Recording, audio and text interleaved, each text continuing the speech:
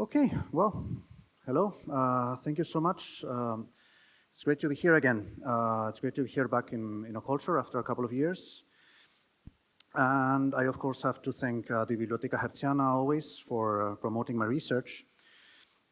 And also to be in this table. I expect that we had a table, but it's okay. It's wonderful to be in this team now. So, to get started, I hope you hear me well. Is it okay? The title of this talk paraphrases the work by Professor Campbell Bonner, Studies in Magical Amulets, chiefly Greco-Egyptian from 1950, which posits that the aim of such stones was mainly medical and does not demonstrably align with Gnostic ideas or doctrines. I would like to contrast this with the work of Pirro Ligorio, which I studied for my dissertation so far. And one of these manuscripts that is now preserved in the National Archive of Turin is entitled On Antichi Intagli and reproduces several unique designs for magical stones, which are both ancient as well as new for his time. And his interpretations on these stones, on the one side, which are mainly medical-magical, so to speak, and on the other, are strong projections of his Neoplatonic ideas of timeless continuity between Roman paganism and Renaissance Christianity as one eternal whole. So this is the Turin manuscript, which is a really beautiful thing. But the question is, I guess, who was Pirro Ligorio? Because he's really not well known currently. He was a Neapolitan architect, artist, and antiquarian who was working at the service of two popes, Pius IV and Paul IV, in Rome since 1534. He was entrusted with the continuation of the building of St. Peter's Basilica after Michelangelo died. But he changed the plans. Actually, if you look at St. Peter, most people don't notice the second level has a different style and the stone is of a bit of a different color. And that is actually Ligorio's fault because he had one job and he changed the plan for it. And so he was thrown in jail for that, it seems. The reasons are still unclear, still debated, but it seems that it was mainly because of that. But as an antiquarian, he was also like an everything man in a sense. An antiquarian in the 16th century could imply doing your own excavations as an amateur archaeologist. He was also antique dealing, and he was basically curator of the papal collections for a while. So he was just in charge of everything regarding the antiquarian world and the art world, in a sense, in a very, we would say, non-professional way for modern standards, but that was the standards at the time. And he was recording his findings from his sort of wild excavations in his manuscripts. And this is one of these, basically. After his imprisonment for obscure reasons in Castel Sant'Angelo, he fled to Ferrara in 1568, where he started serving Duke Alfonso d'Este again as an antiquarian and all that implies, until he died in 1583.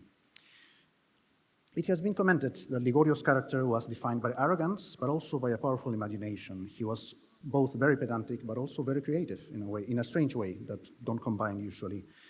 And his great dream and ambition was recording all of his antiquities, all the ones he knew, in making a comprehensive encyclopedia of antiquity, which he started in Rome. But he had all his possessions seized from him while in prison, and so he started it again from memory, from what he remembered in Ferrara. And this is one of the second stage manuscripts. He was accused as well of forging a great number of inscriptions by historians of the 19th century. When the Corpus Inscriptionum Latinarum was built in the 19th century, they started finding out that a lot of inscriptions in Ligorio's manuscripts were completely made up somehow, but there was no way that he could make up this quantity of wonderful fake material. So it's still a debated fact, it's still a debated issue. And more recent scholarship has suggested that most of these stones just don't survive anymore, and that's why we don't know, we cannot contrast them with real pieces. His contemporaries also mentioned that he used to reproduce ancient coins with great accuracy and that he was aging them artificially. So he was you could say he was all the way forging stuff, but there is no record that he ever actually tried to sell those coins. They were seized from him, but also it was well known that he was doing that. So it was probably not a well-hidden secret if he was actually trying to be a forger. So was he a forger or not? That's a big question for me. I would say in a sense yes, because in this manuscript, several, if not all, of the stones have no parallel or correspondence with the archaeological record. There is no existing stone that actually corresponds to all of these. The question would be if he was even aware that this was a negative thing, since the concept of fake did not truly exist in his time, in the Renaissance. And my approach seeks to outline these sources with historical criteria to the best of my capacity, but also to celebrate these Renaissance elaborations that were not exactly fakes, but authentic creations of the magical imagination, so to speak. As mentioned in the beginning, Bonner largely saw these amulets as medico-magical in their purpose. And this was also Ligorio's approach, as the title of the manuscript is also On the Sun as Physician, del Sole Medico. This is one of my reconstructions, following Ligorio's ideal. He was embellishing all his antiquities and completing his types. And such was largely the case with the Knubis gems that have been, like the previous one, sorry, this one, the Knubis gems have been identified for a long while with Gnostic ideas, but they have also been proved to be amulets for stomach ache. And they were actually recommended by Hippocrates for curing stomach aches. If this was actually done on green stone, it would cure your stomach problems. So now you know. I don't know if it works. It didn't work for me, but okay. So I think this is an interesting point where you can see both readings at the same time with the Knubis gems.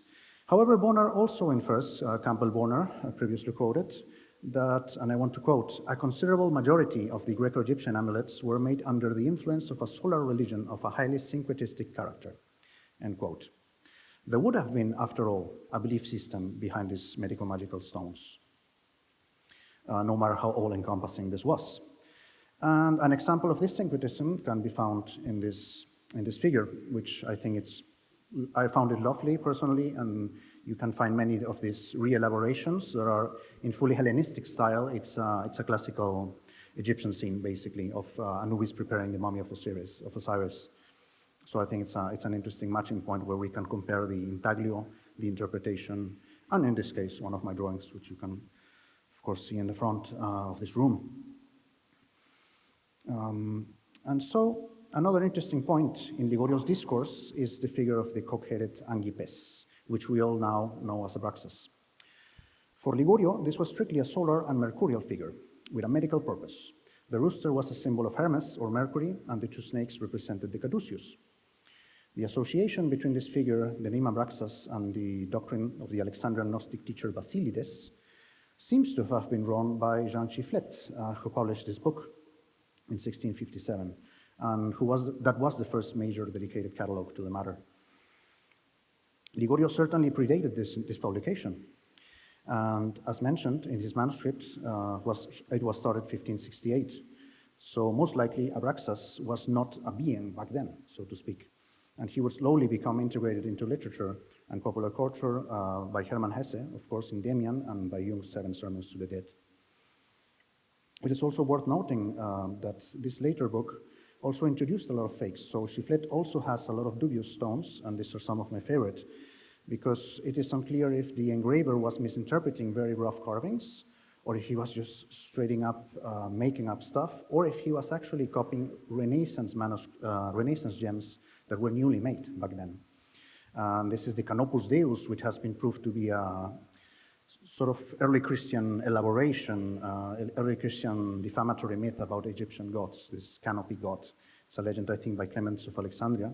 And this Gnostic machine, basically, a system that seems to be a misinterpretation of one of the popular womb amulets, but it's now transformed by Chifflet's engraver into this sort of strange snake clock. But I think this is wonderful in this sense. These re-elaborations visually from the stones. So again, revaluing fakes as new creations in a sense from Chifflet as well.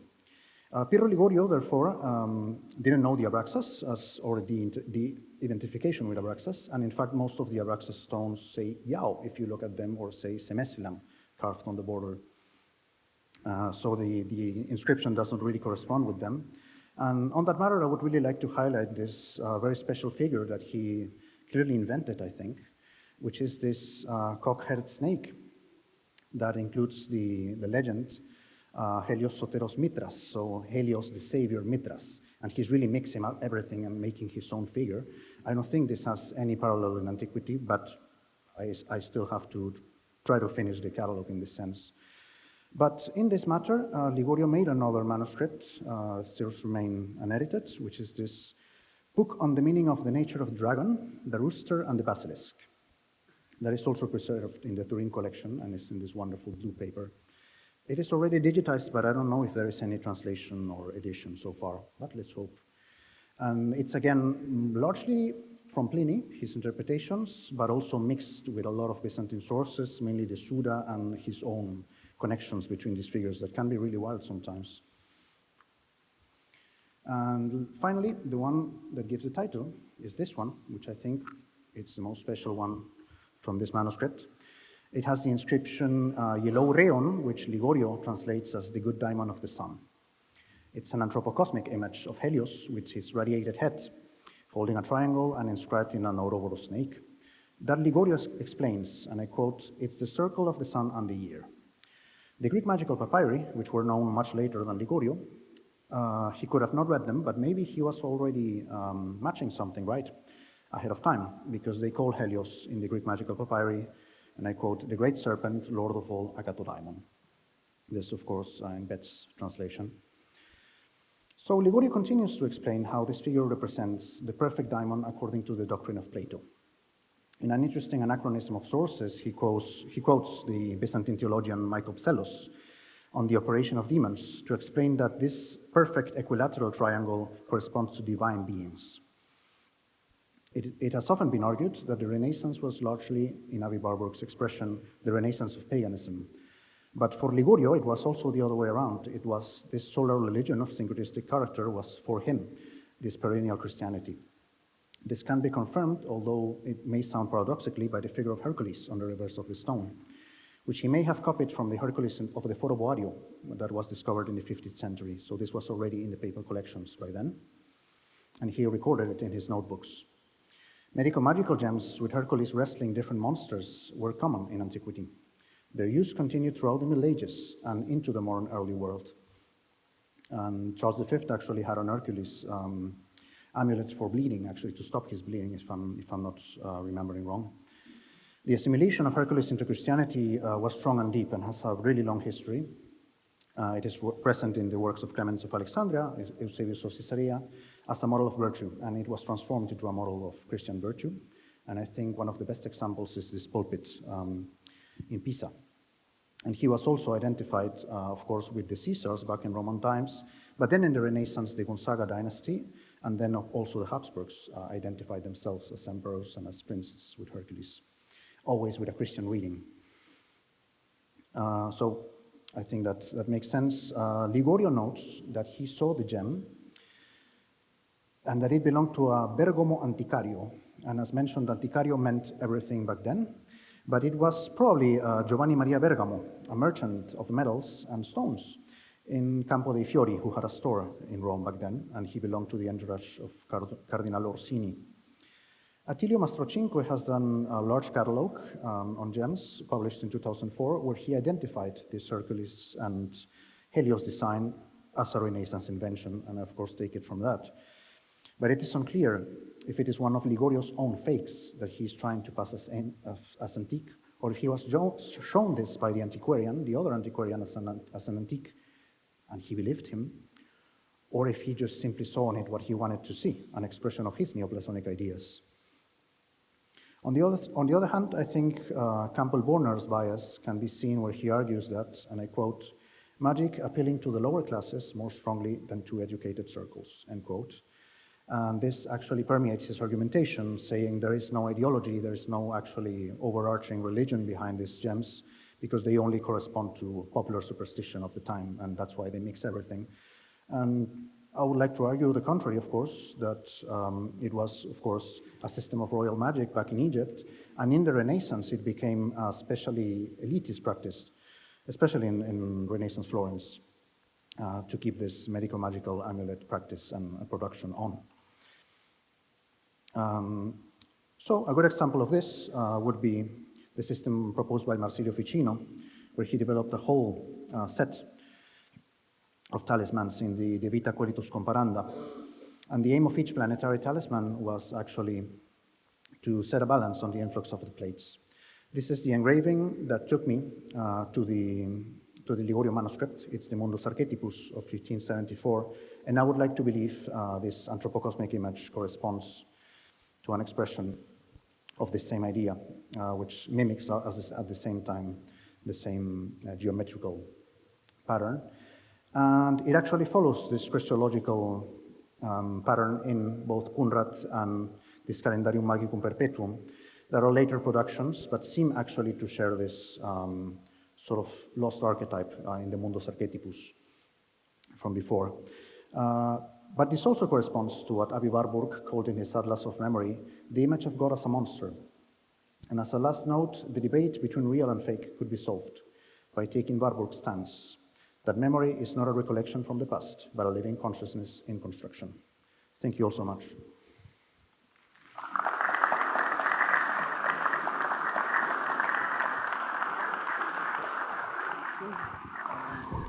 We do